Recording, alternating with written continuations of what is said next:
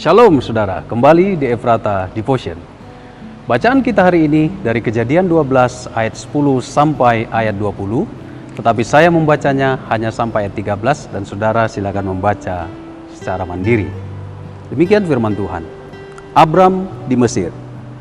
Ketika kelaparan timbul di negeri itu, pergilah Abram ke Mesir untuk tinggal di situ sebagai orang asing, sebab hebat kelaparan di negeri itu. Pada waktu ia akan masuk ke Mesir, berkatalah ia kepada Sarai istrinya, "Memang aku tahu bahwa engkau adalah seorang perempuan yang cantik parasnya. Apabila orang Mesir melihat engkau, mereka akan berkata, 'Itu istrinya.' Jadi mereka akan membunuh aku dan membiarkan engkau hidup. Katakanlah bahwa engkau adikku, supaya aku diperlakukan mereka dengan baik karena engkau, dan aku dibiarkan hidup oleh sebab engkau." Saudara merasakan suatu ketika jika pasangan saudara tampak begitu bodoh atau menyebalkan atau melakukan suatu tindakan yang rasanya sangat membuat marah. Rasanya begitu menyebalkan. Abram pernah melakukan hal demikian, saudara. Bayangkan, ia yang adalah bapa orang beriman, tapi melakukan kebodohan yang teramat sangat. Dari bacaan tadi, terlihat bahwa tindakannya begitu bodoh dan keterlaluan menurut saya. Kalau kita teropong dengan teropong masa kini, kita akan melihat profil suami yang sangat mengecewakan. Tipe suami yang egois, mau selamat sendiri, bahkan yang begitu tega membiarkan istrinya diambil oleh orang lain, yaitu Raja Firaun. Tidak hanya itu, saudara, ia mendorong istrinya untuk mengatakan bahwa istrinya itu bukan istrinya, tetapi adiknya. Walaupun Sarah itu memang adiknya, saudara.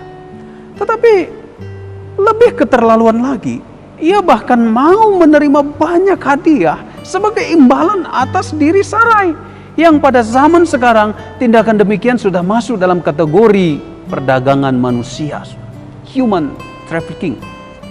Jelas tindakan Abram adalah tindakan yang sangat bodoh dan keterlaluan. Lalu mengapa hal itu ada dalam Alkitab, saudara? Nah, saudara, kita harus paham bahwa setiap kitab atau perikop dalam Alkitab ditulis berdasarkan tujuannya. Dan perikop ini tidak bertujuan untuk memberi panduan kehidupan suami istri yang ideal, tetapi adalah untuk menunjukkan kesetiaan Tuhan dalam memegang janjinya kepada umatnya. Dalam pasal 12 ayat 1-3, Allah sudah berjanji bahwa kepada Abraham bahwa Allah akan memberkatinya.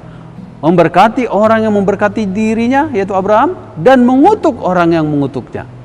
Tindakan Firaun mengambil Sarai adalah tindakan yang mendatangkan kutuk. Itulah sebabnya, saudara, Allah mendatangkan kutuk atas Firaun kalau kita baca kemudian perikop ini. Jelas kisah ini memberitahu kita bahwa Tuhan menggenapi janjinya dan penggenapan itu tidak berubah. Kendati pun manusia penuh kelemahan dan kebodohan. Implikasi bagi kita, saudara, kita patut menyadari bahwa kita tidak akan pernah mencapai kesetiaan dan kebaikan yang ultima atau final dalam hidup kita. Nyatanya hidup kita penuh dengan kelemahan, bukan? Demikian pula halnya dalam kehidupan keluarga, saudara. Tidak akan pernah ada suami yang mampu, yang sempurna, atau istri yang sempurna. Yang sangat penting bagi kita dan yang harus kita hayati dan syukuri adalah bahwa kita hidup dalam perjanjian Tuhan Allah. Pernikahan yang kita bangun juga ada dalam bungkus perjanjian Tuhan Allah, perjanjian ilahi. Bahkan hidup dan keselamatan kita pun dijamin dalam perjanjian Tuhan Allah, anugerah Allah. Karena itu, saudara, tetaplah hidup dalam perjanjian. Hidupi semua perjanjian yang kita bangun bersama di hadapan Tuhan Allah.